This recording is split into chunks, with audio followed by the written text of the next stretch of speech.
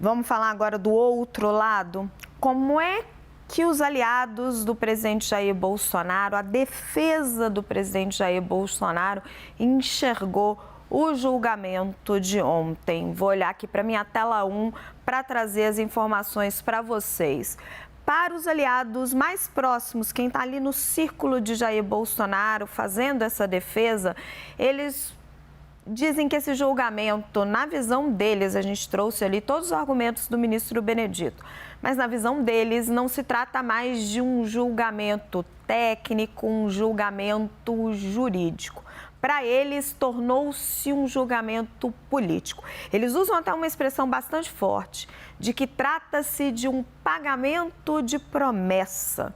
Promessa que teria sido feita ali pelo Poder Judiciário, uma espécie de uma vingança por tudo que Bolsonaro, todas as provocações que Bolsonaro fez ao sistema judiciário durante o seu mandato. A defesa não trabalha com expectativa de um pedido de vistas, nem do ministro Raul Araújo, que é um ministro mais conservador. A gente trouxe para vocês aquele trecho, em que ele responde ao ministro Alexandre de Moraes. Também não trabalha com a possibilidade de um pedido de vistas do ministro Cássio Nunes Marques. As apurações dentro do TSE com ministros também mostram que é difícil e afirmam que pouco importa o placar. Agora, o que eles querem é eleger candidatos para as eleições municipais. Jair Bolsonaro deu uma série de entrevistas antes do julgamento, expôs os seus pontos. Por enquanto, não está prevista nenhuma fala pública dele para repercutir o julgamento, mas tudo isso sempre pode mudar. Renata Agostini também foi atrás de informações do lado de Jair Bolsonaro, pertinho ali dos aliados dele, da base da oposição. O que você ouviu, Renata? Como é que a oposição está se preparando? Como é que eles viram o voto e o que eles esperam para amanhã? Pois é, eu fui falar com gente próxima a Bolsonaro, gente da cúpula do PL, também com deputados da base. Fiz um giro ali, porque nem sempre, isso é importante que fique claro para quem nos acompanha, nem sempre o que uma dessas pontas enxerga, o que a outra enxerga. Agora, eles concordam num aspecto. Primeiro, o voto foi muito pesado e eles esperavam que fosse. Não acharam que foi acima do que eles estavam ali projetando, nem, e é isso a gente tem de concordar, nem mais a menos do que se poderia antecipar. Então, foi um voto pesado, sim, como eles achavam que viria. Um, inclusive, usou a palavra trucidar. Sabíamos que Benedito viria para trucidar.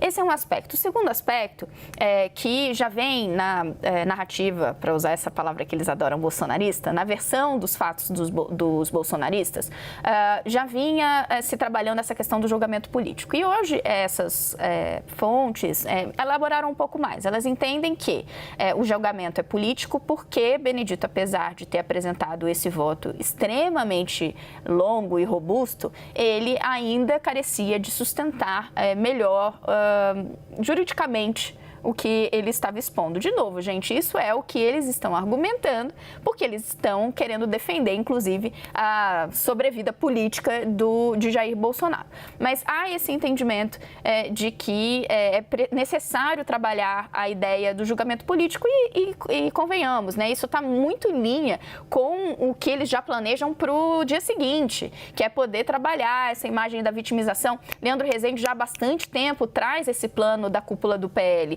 de que esse é um caminho que, já antecipando que Bolsonaro não poderia se candidatar na próxima eleição, eles gostariam de usar numa tentativa de crescer essa força eleitoral de Bolsonaro. Então, dizer que ele está sendo uma vítima do sistema, então o julgamento político se encaixa nisso. Outro ponto que apareceu e que eles concordam é a coisa de que o julgamento já está dado.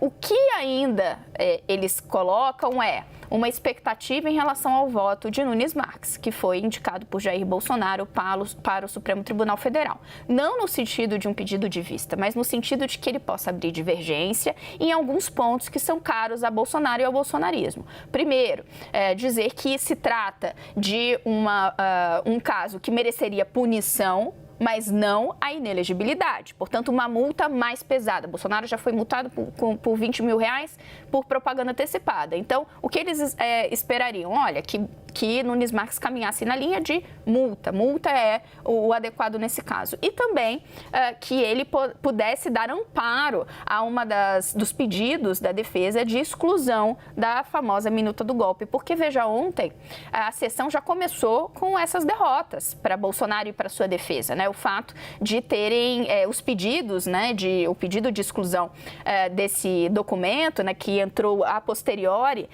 no acervo desse caso, ele fosse desconsiderado e isso não foi aceito pelo ministro. Portanto, há uma expectativa. Agora, isso seria apenas um aceno, porque todo mundo sabe que não muda o resultado final. De certa forma, há um entendimento de que o desfecho ele já está contratado, mas que há um caminho para argumentar a favor de Bolsonaro. E o caminho que está sendo costurado até agora não mudou desde quando o Leandro lá atrás nos apontou isso, é o da vitimização. Leandro, puxando a bola para você, o que você ouve dentro da oposição? A Renata colocou essa estratégia que você já trouxe da vitimização, que isso tem sido utilizado por Jair Bolsonaro, esse caminho, né, de chamar o julgamento de um julgamento político, focar nas eleições municipais. Agora, nas suas conversas, o que você está sentindo de reação? Agora, o mais quente, reação ao voto do ministro Benedito, expectativa para amanhã, está todo mundo meio parado, aguardando ou já tem movimentos? É aquilo, né?